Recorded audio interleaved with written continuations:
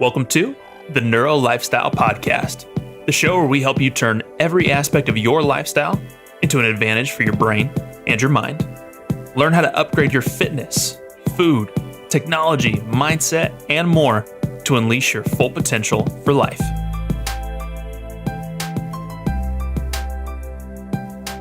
What is going on, Neuro Lifestylers? Welcome back to the show. We have a really great episode for you guys today. And today, we're going to be talking about stress. I know as soon as I say stress, the first thing you're thinking of is, oh my gosh, I can't wait to learn about stress. Okay, well, here's the thing. Turns out that the right types of stress in the right dosages can actually be really beneficial for your health and your brain as well. Take exercise, for instance. Exercise actually causes breakdown of muscles, which you wouldn't think is a good thing, but we know that that actually allows you to build more muscle and has some really profound health benefits that come along with it. So in this episode in particular, we're going to be talking about two interesting types of stresses, and that is heat and cold. And these are things that I've been experimenting off and on for a little while and kind of found my own routine with these, but they have some really profound physiological responses that occur when you use these in the right dosages and at the right sequence. So this is going to be a really fascinating conversation. So for this episode, I brought in my good buddy, Dr. Michael Vandershelden. He's the author of The Scientific Approach to Intermittent Fasting, which when you search intermittent fasting on Amazon, his book is consistently one of the top 1 to 3 up there. And it's a really amazing book. He's got some amazing reviews on it, really amazing resource if you are looking into starting intermittent fasting. Highly recommend checking that out.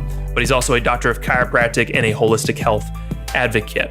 And I really love episodes like this because the thing about this episode is we're going to give you tons of tools, tips, and resources that you can use right now for no cost or even just a very affordable cost. And that's what I love about these episodes. I hate listening to an episode where it costs thousands of dollars afterwards and I go, I can't keep that up on a regular basis. So all these are very easy to use. You can use them right now. You can literally use them right after you finish this episode.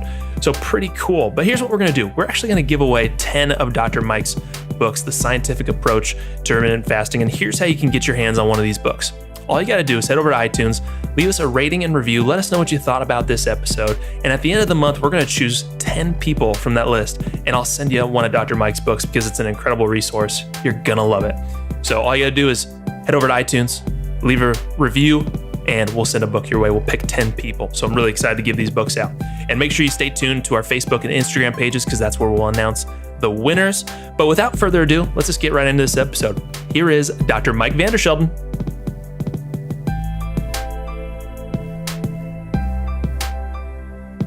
All right, everybody, welcome back. And today we got Dr. Michael Vandershelden. And to kind of set up this show a little bit, me and Mike were just talking, and me and Mike are buddies from chiropractic school. We got our doctorates together. So we go way back. And, you know, before we kind of get going on this episode, Mike, why don't you tell everybody a little bit about who you are? Yeah, so I am a chiropractor, obviously, and am the author of The Scientific Approach to Intermittent Fasting, a book I got out and published last year now. So it's been about a year, I believe, since I've released that. And yeah, just always been into, just like simple methods we can incorporate in our daily lives to get the most out of our body and our human functioning. And so that's what interests me. And that's what we're going to be talking about today.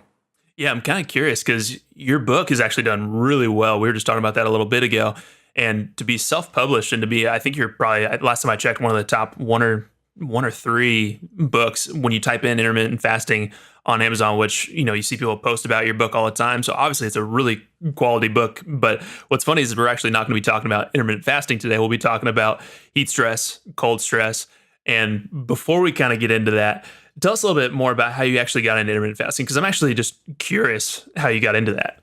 Yeah, I mean, it was kind of, we had a colleague in school who was doing it, actually Dr. Dean Jones, and he kind of like initially brought it up to me, and, you know, he has a lot of ideas. I was like, God, I don't know. And then as I kind of like looked more into it, I'm like, man, he's really onto something here. And so then I just kind of took off with that idea, and, I just realized that everything we've been doing is just completely wrong in terms of weight loss, functioning. And it's not surprising that, I mean, our health just as a whole is just completely degrading. And the intermittent fasting seemed like such a logical, answer, because when you boil down nutrition into two parts, it's like what you eat and it's how you eat. And that's how intermittent fasting is. It's how you eat. It's that pattern of eating. And it just seems so simple, yet it made so much sense when you actually looked at the physiology. And if it doesn't make sense to you, then it's probably not accurate, because human health should make sense. It should be pretty logical. And so when you're looking at, 5+ meals a day, when you're looking at, eating every 2 hours, and when you're thinking about that in terms of our ancestors and the hunter-gatherers, it's like they would have never survived if that was the way to eat. And so we really got here by the concept of fasting. And so that's why I wanted to kind of bring it out to the public and wrote the book on it. Yeah, it's an awesome book. I remember in school, when you guys first started coming in talking about this thing, and I was a big CrossFitter, and I was thinking to myself, like, God, you need food to survive. Like, what are you, fasting? No way. They haven't done that since like the old times. And then the more you start to look into it and you actually look at the research and science, you go, oh, holy smokes, there actually is something to this. But it still took me a while before I actually tried it. Now, ever since I tried it, it's just been a whole total game changer. I mean, it's just, the science is unreal. We're not going to talk about that today, but stay tuned. We'll probably have another episode or maybe a Facebook Live on that later. But one of the interesting things that I love about intermittent fasting, especially when we talk about cold and heat stress, is there's different types of stressors in the body that you would think would be harmful for the body, that wouldn't be good, but they actually have some really substantial benefits. And one of the ones we'll talk about today, let's start with one of the first ones, which is heat stress. So why don't you start off by talking a little bit about what heat stress is, what's kind of the basis for that? Sure. And if we can, before we go deep into the heat stress, we got to talk about mitochondria. Yeah. Because really, and that biohacks, it's just a term that's like, it's used a lot nowadays. And, I kind of use it in a different way. I just use it as a way of getting the most out of your body to function optimally. And when you look at that premise, it all comes down to health ultimately boils down to how your mitochondria are functioning. And remember, mitochondria are these tiny, organelles in your cells. They function as your cellular battery chargers. So to optimize your cellular battery chargers, that means you're going to be optimizing energy production. And that's everything. Remember, when what your mitochondria do is that they transfer electrons from the fat and the sugars you eat into oxygen. In the process, they make ATP. It's called, remember that biochemistry term, oxidative phosphorylation. So that's our metabolism right there. And so mitochondria, it all comes down to that. And in fact, why this is so important is that half the people under the age of 40 have something called early onset mitochondrial dysfunction. Okay, so that means that the battery chargers in their body are getting weak before they're supposed to. And so then that is a big downstream effect towards every type of condition, and this also comes down to cancer too. The health of your mitochondria plays a primary role in not just chronic diseases, but especially things like cancer, because cancer is a metabolic disease, defective mitochondria. It's not genetic. The thing is, though, is that the genetic mutations that are seen in some cancers are more of these downstream effects from the original defective thing of your energy metabolism. So that's why it's such a big deal. And so when you talk about people under the age of 40, half of these people are getting this early onset mitochondrial dysfunction. It means their batteries are getting weaker. It's like an iPhone, right? Your iPhone is awesome when you first buy it. The battery lasts, at least for a full day. And then after like 6 months, it starts to go wear more and more down. Pretty soon you're noticing you got to charge it again midday. Then you got to start charging it twice a day. So the battery is going weaker. And so that's why these biohacks, if you will, we're going to be talking about, whether it's heat stress, cold stress, intermittent fasting, cyclical ketosis, exercise, these all maximize your mitochondrial function. And specifically, they're maximizing your body's ability to make brand new mitochondria called mitochondrial biogenesis. And that's the kind of biohacking that I look into. I'm not doing all these other extreme things. And I'm not going to say extreme things, but we're not talking about UV light blockers with our eyes or anything. We're just talking about ways to maximize our mitochondria to get the most out of our body and the most out of our energy production. Yeah, and even when you talk about mitochondrial biogenesis, a lot of people think it's just for, my body, how I move, how I exercise. We're talking even mitochondrial biogenesis for your brain. We're talking literally more brain power for your neurons, for your cells to get more done, focus better, learn better. I mean, the list goes on and on. Right. And you even mentioned, like these short bouts of stress are actually very, very important. It's a concept called hormesis, but basically you want your body to get uncomfortable. And it's just like with anything in life, if you want to grow, you got to kind of face your fears and get into those uncomfortable situations. But your body's physiology is the same way.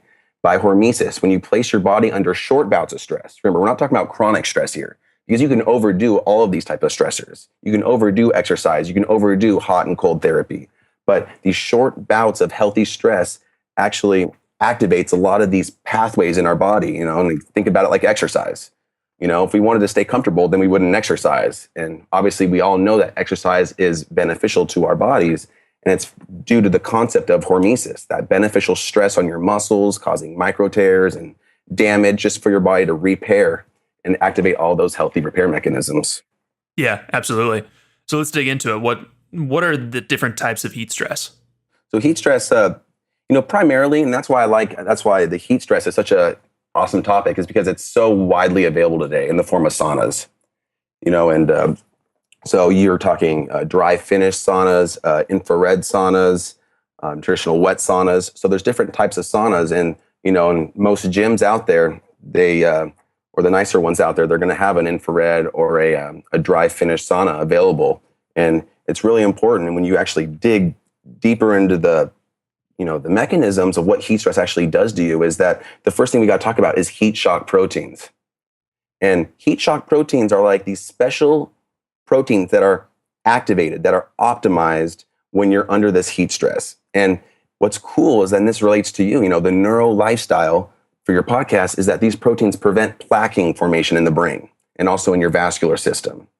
So right then and there, if you're going to activate these heat shock proteins that prevent plaque formation, you're talking a radical decrease in Alzheimer's and dementia, just to name a few of those things right there.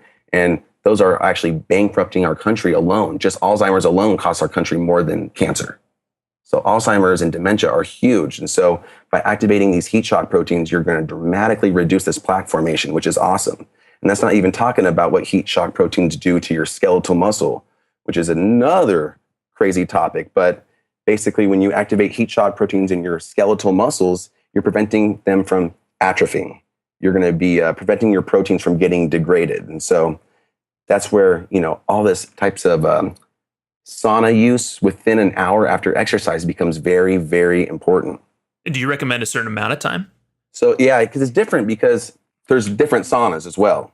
And, for a dry finish sauna, those typically get a lot warmer in temperature than like an infrared sauna.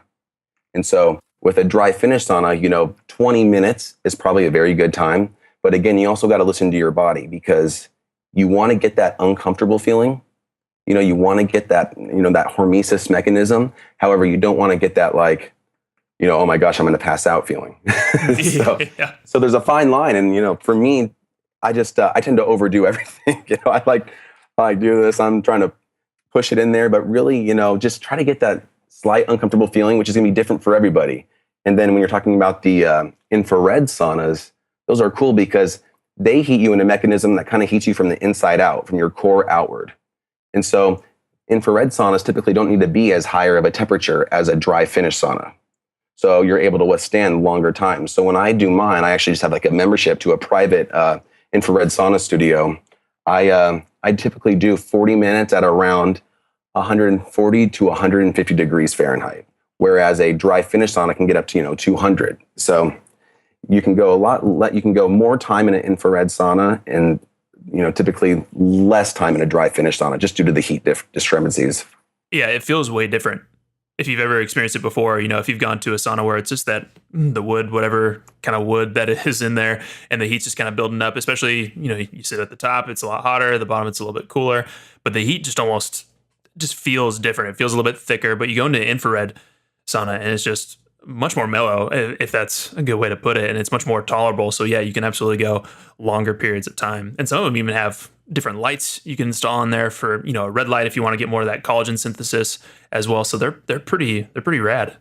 Yeah, it's cool. And the sauna studio I actually go to, it does have the kind of the UV light therapy, the different spectrums of light for whatever benefit you're wanting to do. But yeah,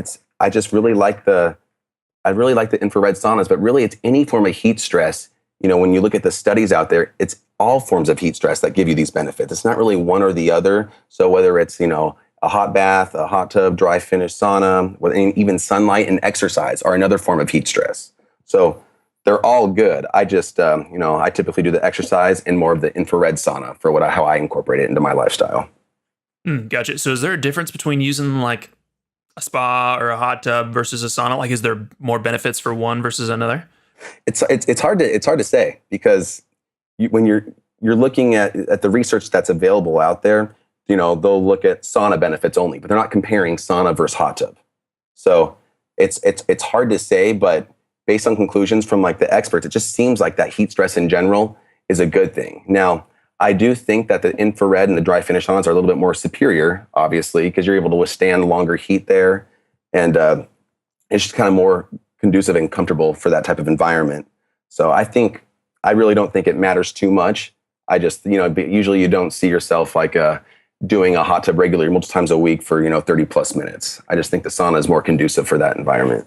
Yeah, put some candles out there, put some rose petals in there, some incense. I mean, you'll be set in a hot tub. Setting the mood, right, man? You got that. Yeah, and so you're talking about the heat shock proteins are huge with that, but also too, the increases in exercise performance that a sauna has is it's second to none, really, when you think about it, because that heat stress you're giving yourself. Remember, any type of stress, you're going to release free radicals or reactive oxygen species. That's just a fancy name for free radicals. But these free radicals in a normal amount are actually very, very essential for our body. So this short bouts of stress creates free radicals, which are actually good because those actually signal your body to make more mitochondria. And so if you think about it, remember antioxidants, and this is just going on like a tangent here because there's just so many topics to cover, but antioxidants basically bind to free radicals. But remember, free radicals are actually good in a normal amount. So that's why too much supplemental antioxidants are actually not great for you and can actually negate some of the benefits that you're getting from these normal stressors that we should be getting to maximize our physiology. So it's kind of a cool little tidbit there that you don't necessarily want to overdo antioxidants in certain times of the day. Yeah, it's kind of one of those things too. You hear something's good for you, so you want to do as much of it as you possibly can. Like, oh, grapeseed extract, that's good for me. Oh, let me take 5 tablets, or let me take the whole bottle because it's got to be good for me. So I'll just flush my system out. I'll be okay. But yeah, there can be such thing as too much of a good thing for sure. Yeah, exactly. Versus just eating, half cup of berries. They just want to put all these antioxidants in, huge concentrations in a pill. And, people are doing that, but realize they're really not doing that great for themselves right there. Yeah. And I think there's something to be said about whole foods too, and like whole nutrients rather than just the supplements, right? Yeah. It just seems like it's all a complex, it's the food complex. Just like fruits, you got like the complex of fiber, of polyphenols, and also to, the fructose, but it's that whole food complex that really gives our body the most benefit. Yeah. It's not just these isolated things, and that's why I'm not a big fan of multivitamins, for example, because you're giving a huge concentration in some vitamins, less in others, and it just doesn't necessarily seem like it's mimicking what you're getting in nature. Yeah. And back to the heat stress, I think one of the things that's interesting about heat stress that I think you could probably shed a little bit more light on is one, obviously you're increasing your heart rate. So there's some cardiovascular advantages to that, but that increased blood flow does some really cool things from detoxification to even angiogenesis. I mean, like so many different things that come across that. Can you touch a little bit more on that? Oh gosh, yeah. So and that's why I think heat stress too is such a big deal because it really does kind of mimic exercise in your body. You're going to be getting this elevated heart rate under heat stress. So and also too, it's going to basically allow your body to lower your core body temperature during exercise because you're training through this heat stress. And the higher sweat rate, like you said, the more of the detoxification, you're detoxifying a lot of heavy metals when you're in a sauna. And in fact, they looked at, we'll put a lot of these studies on your show notes. So I'll get those to you after this, but they even looked at, your sweat has a huge concentration of, mercury, arsenic, a lot of these toxic heavy metals. And that's our primary way of detoxification. And sweating is kind of like a muscle. It's important to be sweating regularly to detoxify yourself. And even if you live one of the most healthy lifestyles in today's world, you're still going to have a toxic overload. And so having that regular sweating ability is going to be huge for detoxification. And what's cool too, and going back to the exercise performance, is that you're talking an increase from 2 to 5-fold in human growth hormone. And remember, if you increase the human growth hormone and the heat shock proteins, you're going to be increasing muscle mass. And then in terms of endurance, you're talking 2 times a week for 3 weeks. They showed an increase in run time to exhaustion by 32%. Wow. Which is crazy. I mean, if you can increase your endurance by 32% by applying heat stress just 2 to 3 times a week, I mean, that's amazing for only a 3-week period of time. That's, and it's no wonder why in Finland, these saunas are more popular than TV sets there. They call this, that's their pharmacy. Yeah, it's crazy. And there's just a groundbreaking study that came out in 2015. And this is actually what sparked my whole curiosity about saunas, is that they looked at 2,300 men over a 20-year period of time. And this is crazy because if the guys that did 4 to 7 times a week of sauna use in Finland, they showed a 50% reduction in heart disease risk. Oh, man. Yeah, actually, sorry, heart disease death. So 50% reduction in heart disease death and a 40% reduction in all-cause mortality, which is absolutely mind-boggling. And I told you about the heat shock proteins, eliminating the plaquing formation in the brain, 66% lower risk of Alzheimer's and dementia.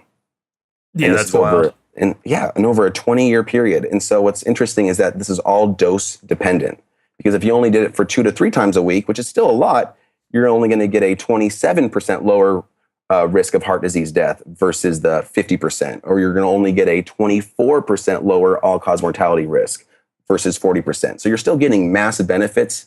But what's interesting is that all the benefits from a sauna seem to be dose dependent. So the more you do it, the better you're going to be off. Yeah, absolutely.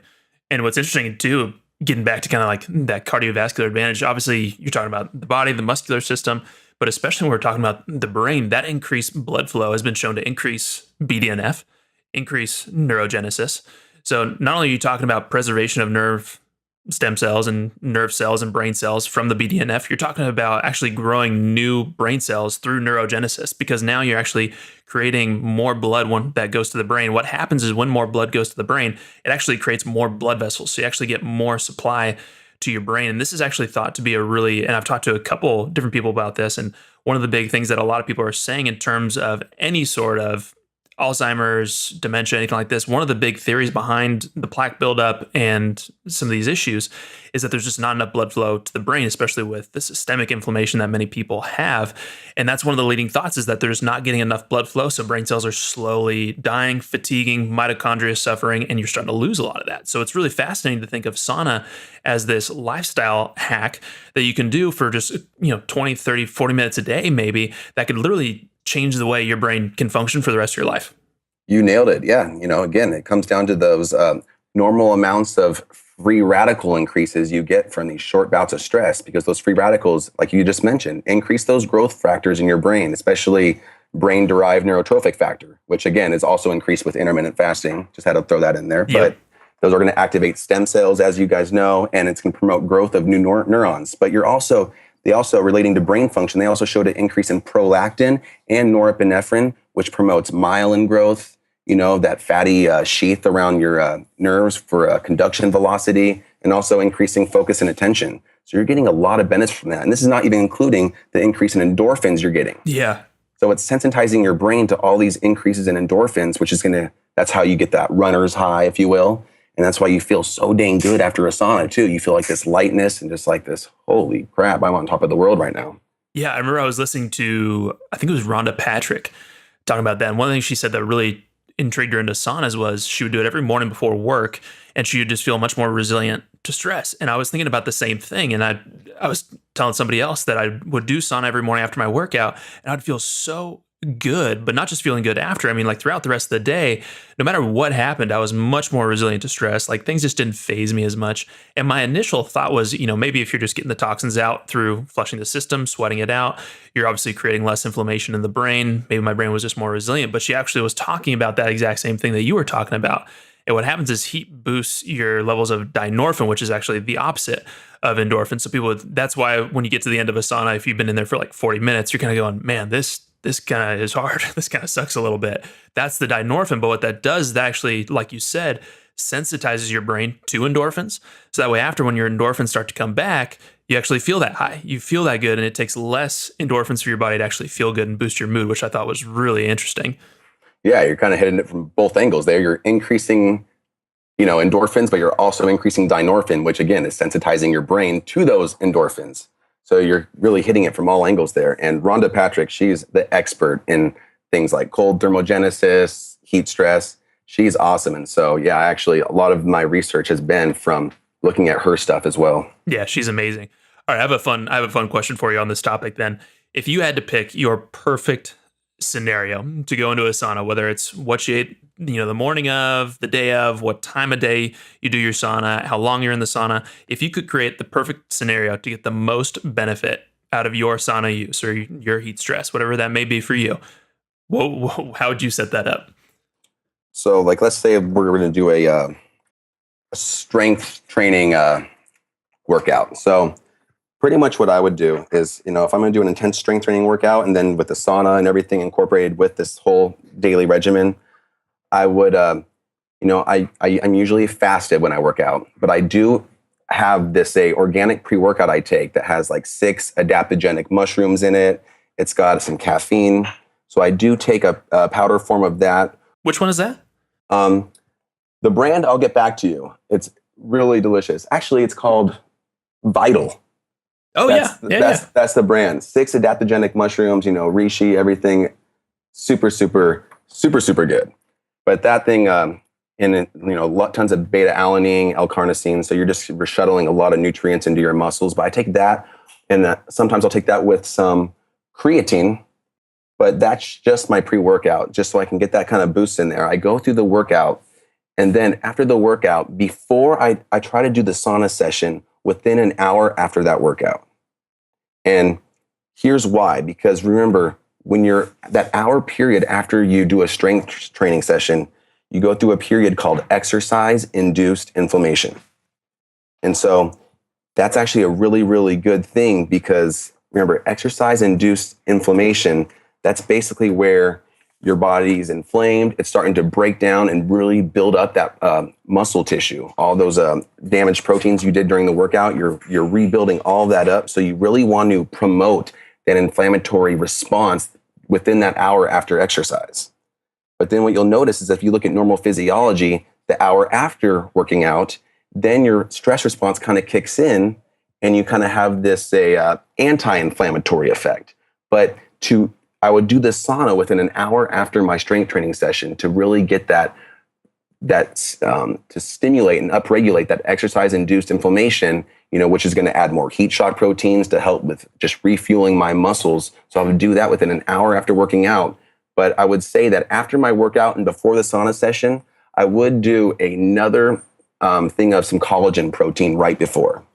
So I can also give myself some of those building blocks. And I take Great Lakes gelatin. I just think that's such a great product out there. So just, it's like the glue to your joints, healthy cartilage, ligament, tendon formation, skin health, everything. So I do the collagen right before the sauna. Then I do the sauna for about 40 minutes.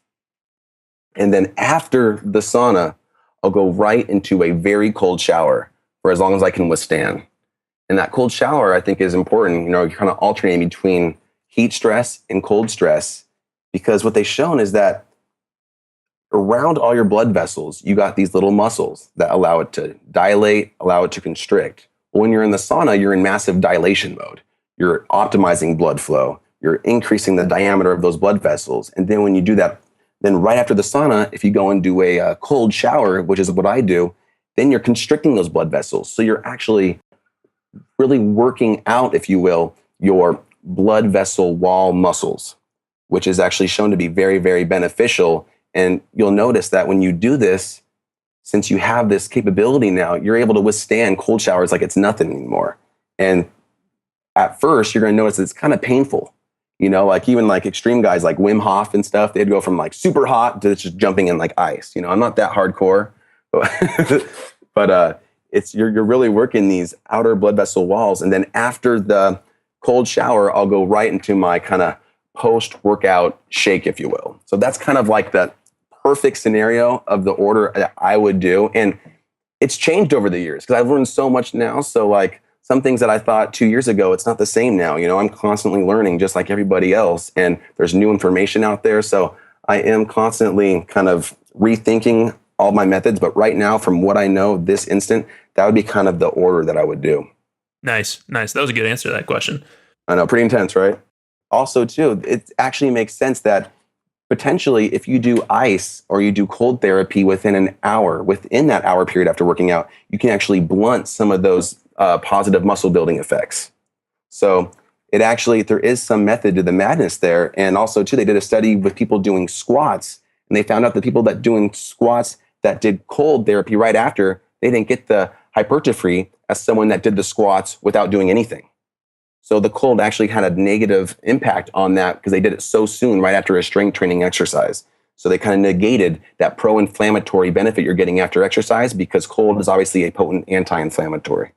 Yeah, actually, I saw that study. That was really interesting. I would have never thought that because you think reducing inflammation, but as it kind of points out, you need some of that inflammation to actually build up some of those muscles. You do. Absolutely. I think it's very important. And I think that's a good transition into the other type of stress on the opposite end of the spectrum, cold stress, which is probably not everybody's favorite thing to think of. Nobody likes taking cold showers. Nobody likes the idea, well, now I like taking cold showers, so I take that back. But, when you first think of it, you haven't done it before. Cryotherapy, cold, putting yourself in the freezing temperatures doesn't seem like the most fun thing in the world. So what are some of the benefits of that cold stress? And actually, probably maybe a good way to start is maybe talking about cold thermogenesis. Yeah. So cold thermogenesis, it's basically that. Let's just define that first. Cold thermogenesis is your body's ability to respond to the cold by increasing your metabolism. So it's just basically the physiological effects that happens to your body to increase its internal temperature in response to cold. And it is uncomfortable for sure. And maybe that's why I like the sauna a lot. But cryotherapy, all of these things. Have you ever, I'm sure you've done this before. Like, have you ever gone hiking to like a glacier lake, or you ever jump in like the cold ocean, or even just taking a freezing shower, if you're in like a third world country or something that doesn't have hot water, you'll notice that it's super it's not comfortable going in there. But afterwards you have like this euphoric like feeling where you're I don't know, it's like your energy, your mind's clear. Have you ever noticed that? Oh yeah. Like I remember the first time I did it, I was snowboarding in Mammoth. So, it's like snowing outside. You see the pool out there. And so you go in the sauna or you go in the jacuzzi. And the next thing I know, I was like, let me just jump into the pool, as a dare. And sure enough, you jump in, and I came right back out, and I was like, holy smokes, that was cold, for one.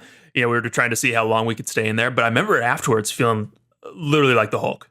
I felt like on top of the world, like unstoppable. It felt amazing. So yeah, totally have experienced that.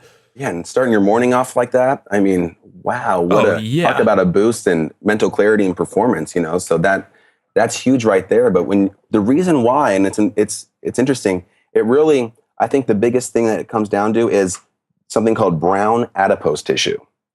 And what brown adipose tissue is it's the amount of mitochondria in your adipose tissue, because the more, and again, just like we were talking about initially when we were talking about mitochondria, these biohacks, if you will, that we're discussing, heat stress, cold stress, they're increasing mitochondrial biogenesis. So when you increase your mitochondria in your adipose tissue, that creates that browning effect. Because think of mitochondria as, blood, like red, and then if you mix red and white, you're going to get this brown color. So that's what brown adipose tissue means. It means it's just a high concentration of mitochondria inside your adipose tissue. And that's one of the biggest things you can do, because brown adipose tissue, it's inversely correlated with your body fat percentage. So the more brown adipose tissue you have, the less body fat you have. There's kind of a paradox there. Exactly. Yeah.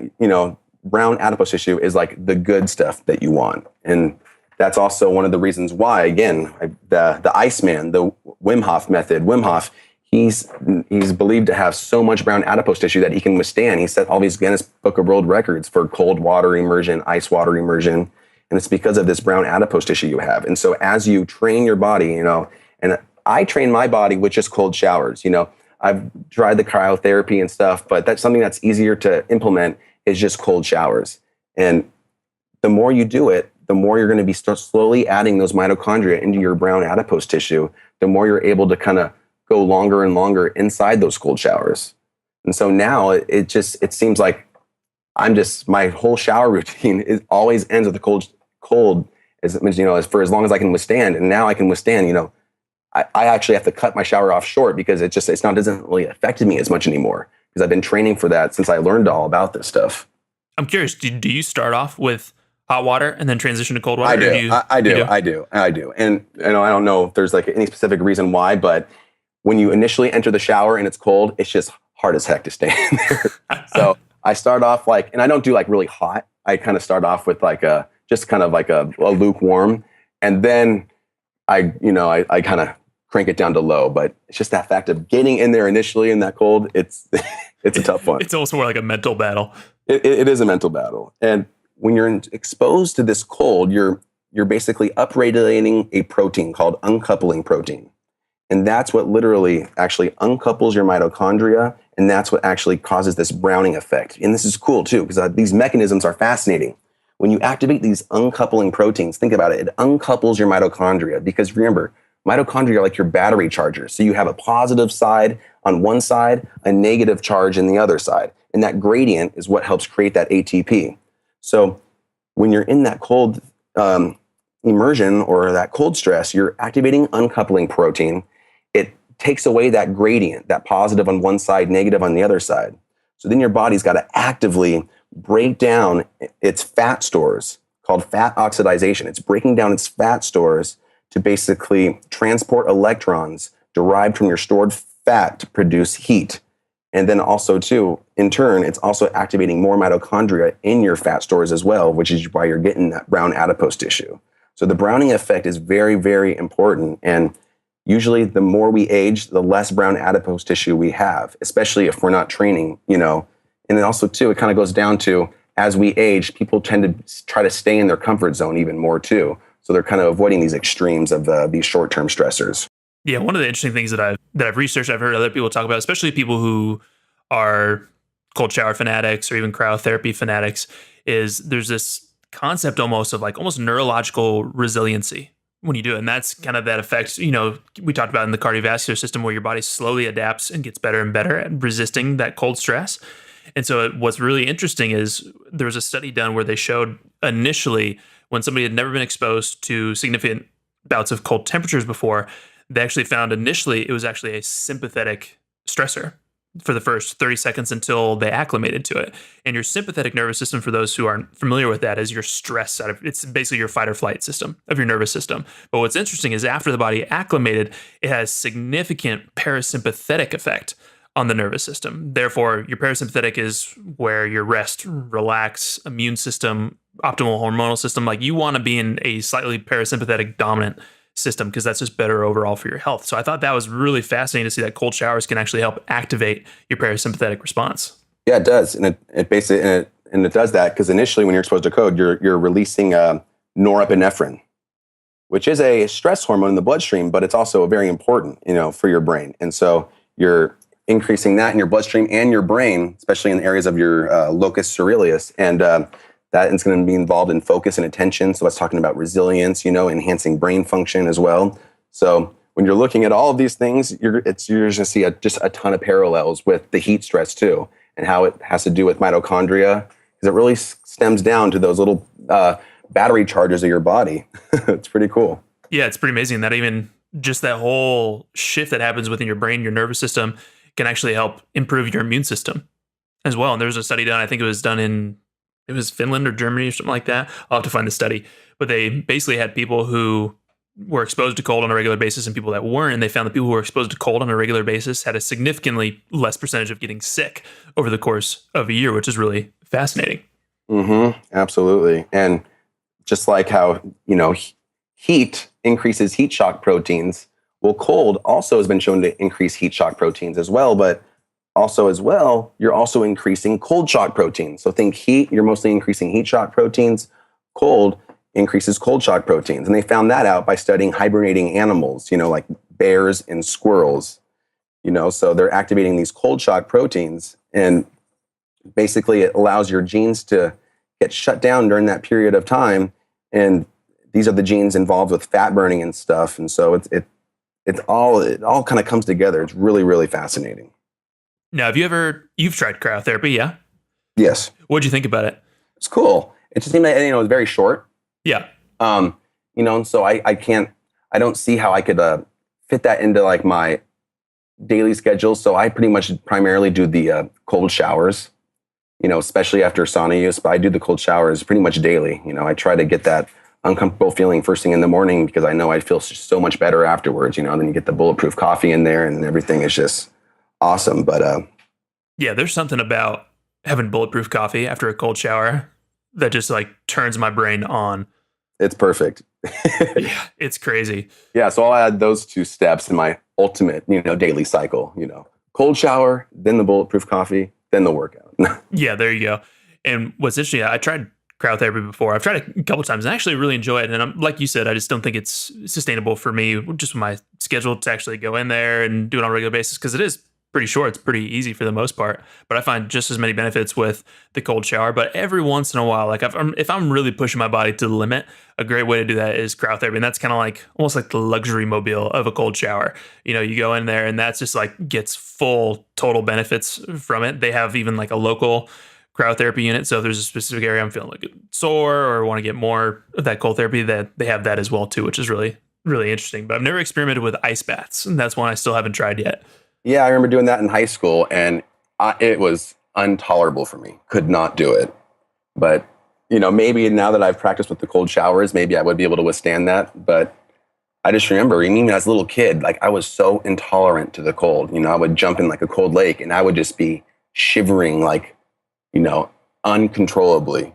But so now it just got so much better just because I've been kind of training that with the cold showers, daily for the last few years. I love it. I really enjoy it a lot. And an interesting thing that I've been doing recently, so I just go into the cold shower as is. I just turn it all the way to the right and I just step right in. Because for me, it's almost like getting over that mental hurdle. It's like, if I can do that, if I can just step into a freezing cold shower first thing in the morning, like I'll be okay. But an interesting thing that I've been trying recently that I've noticed actually really good benefits with, and I'm curious what your thoughts are on this, is after like a sauna, like after I go work out and do a sauna, I'll actually go and alternate hot and cold. And I think I saw Ben Greenfield do this. And so I'd go 30 seconds cold, 30 seconds hot, and like switch back and forth maybe for like just a couple minutes. So I'm not really like washing off or anything, but I'm just doing that alternating. And I actually noticed like significant lactic acid reduction. Like I'm definitely not as sore the next day. You can almost feel just that transition back and forth. So try that out. I'm curious what your thoughts will be on that. No, absolutely. They've even done studies where they show like alternating, they'll do like 2 or 3 20-minute bouts of sauna, but with a like ice bath in between for a few minutes of each one. And totally, I just, I don't tend to do that as much because there's so many things you can do, but in terms of like time constraints and stuff, you're talking about working out and then you're talking about doing this thing for another hour plus. So time constraints, I'm not really like able to do that too much. Maybe if it was a weekend I would, but I definitely think it's because of the optimized circulatory system that you're gaining from alternating heat, hot and cold. Because again, you're dilating, then you're constricting, dilating and constricting. So you're getting kind of that like, and it starts to burn when you first start out, when you're going from hot to cold really fast. You'll notice like it just kind of feels like this weird feeling. And but then you kind of gradually get those muscles to work better, optimizing that blood flow, optimizing your arterial walls. And so it's just going to help with your heart health, blood health, arterial health, everything. Yeah, it's a workout for your cardiovascular system for sure. It is. And that's and again, that's where kind of Wim Hof, well, he was able to, what was it? He hiked Mount Kilimanjaro wearing nothing but shoes and shorts. The guy's a nut. Yeah. And he completed the climb in 28 hours when it usually takes 5 to 10 days. So this guy is like the ultimate. So crazy. Yeah. But again, like, this is pretty much what he does on a regular basis. So I think it's super fascinating. I think you should interview him if you can. Yeah, I know. If anybody out there has connections with Wim Hof, please send them my way. Yeah, and Tim Ferriss, you mentioned Ben Greenfield. I know Tim Ferriss too, and his book, Tools of Titans, he also talks about the alternating, doing a few sets of the sauna therapy with ice baths in between. So he does nice. that as well, with, I think, getting the same benefits. Yeah, I've definitely noticed a big difference with that for sure. All right, so for the last question here, I got an interesting question for you on this one. So in this last one, all right, you get to be Batman with this, right? You know, Batman, he's got his utility belt, right? It's full of a bunch of different stuff. And so in this utility belt, you get to throw in some tools that can help boost your brain power, boost your life, whatever it may be. Maybe that's fasting, certain supplements, how you live your life, mindset, whatever that may be for you. If you could pick a couple things to put in this utility belt, what would you put? Wow. So not supplements, just anything? Oh, you can do anything. Yeah, supplements, you can do whatever you want.